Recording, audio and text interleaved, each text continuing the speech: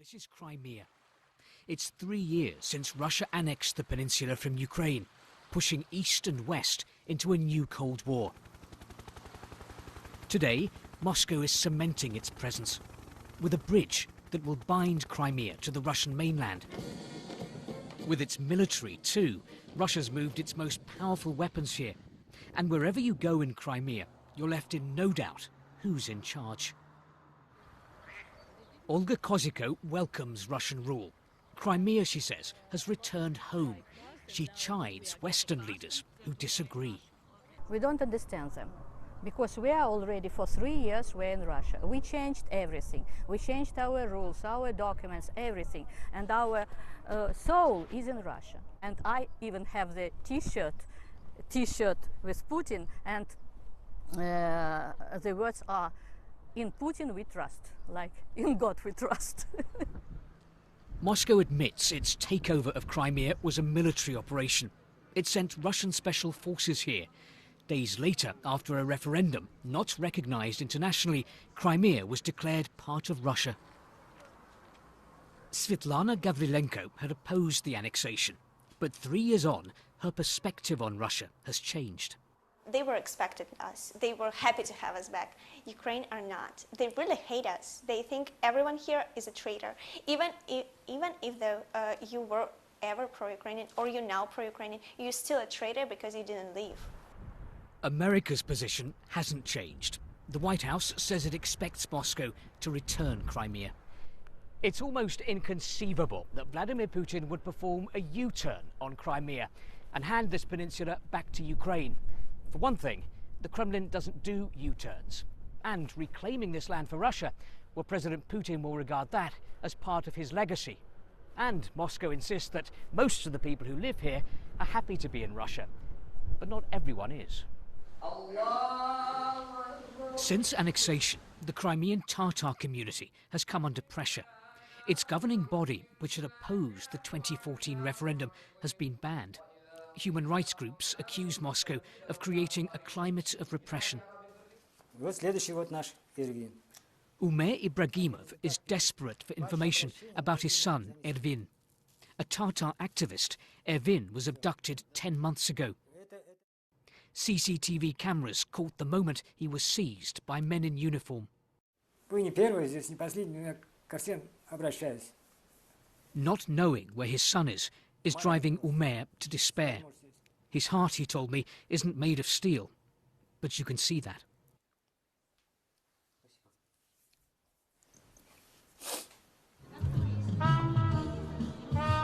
And yet this Crimean spring feels calmer than 3 years ago. Most people here don't think about sovereignty or sanctions. They try to get on with their lives. They can't predict the future, so navigating the present is fine. The issue that we confront is the one posed by the President's acting Chief of Staff when he challenged Americans to get over it.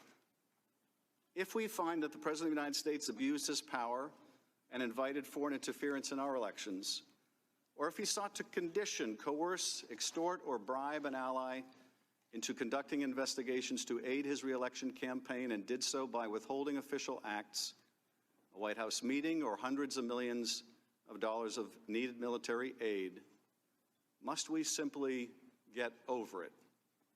Is this what Americans should now expect from their president?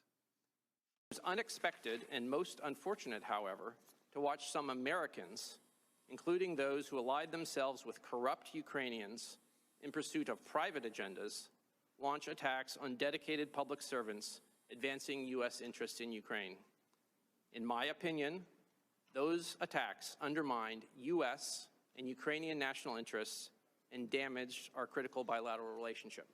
As a general principle, I do not believe the United States should ask other countries to engage in selective, politically associated investigations or prosecutions against opponents of those in power, because such selective actions undermine the rule of law, regardless of the country. Over the course of 2018 and 2019, I became increasingly aware of an effort by Rudy Giuliani and others, including his associates Lev Parnas and Igor Fruman, to run a campaign to smear Ambassador Yovanovitch and other officials at the U.S. Embassy in Kyiv. During the late spring and summer of 2019, I became alarmed as those efforts bore fruit. They led to the ouster of Ambassador Yovanovitch and hampered U.S. efforts to establish rapport with the new Zelensky administration in Ukraine. In mid-August, it became clear to me that Giuliani's efforts to gin up politically motivated investigations were now infecting U.S. engagement with Ukraine, leveraging President Zelensky's desire for a White House meeting.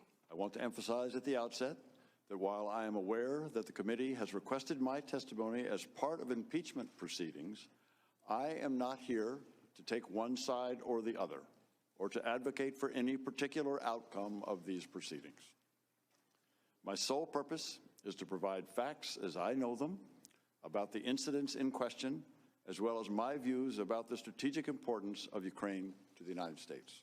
But once I arrived in Kyiv, I discovered a weird combination of encouraging, confusing, and ultimately alarming circumstances. At the same time, however, I encountered an irregular, informal channel of U.S. policymaking with respect to Ukraine, unaccountable to Congress, a channel that included then Special Envoy Kurt Volker, U.S. Ambassador to the European Union Gordon Sondland, Secretary of Energy Rick Perry, White House Chief of Staff Mick Mulvaney, and, as I subsequently learned, Mr. Giuliani. He also told me during this call that the President doesn't want to provide any assistance at all. That was extremely troubling to me, as I had told Secretary Pompeo in May, if the policy of strong support for Ukraine were to change, I would have to resign. Based on my call with Mr. Morrison, I was preparing to do so. Following that meeting, in the presence of my staff, at a restaurant, Ambassador Sondland called President Trump and told him of his meetings in Kyiv. The member of my staff could hear President Trump on the phone asking Ambassador Sondland about the investigations. Ambassador Sondland told President Trump the Ukrainians were ready to move forward. Following the call with President Trump, the member of my staff asked Ambassador Sondland what President Trump thought about Ukraine. Ambassador Sondland responded that President Trump cares more about the investigations of Biden, which Giuliani was pressing for. At the time I gave my deposition on October 22nd, I was not aware of this information. I'm including it here for completeness. As the committee knows, I reported this information through counsel to the State Department's legal advisor, as well as to counsel for both the majority and the minority of this committee. It is my understanding that the committee is following up on this matter. I want to go to the end of the timeline where you learned that that security assistance was conditioned on Ukraine announcing the investigations that the president wanted. And in particular, on September 9th of this year, you texted Ambassador Sondland and Volker. And the text message should be on the screen in front of you. And if you could read what you wrote. As I said on the phone, I think it's crazy to withhold security assistance for help with a political campaign. What did you mean when you said you thought it was crazy?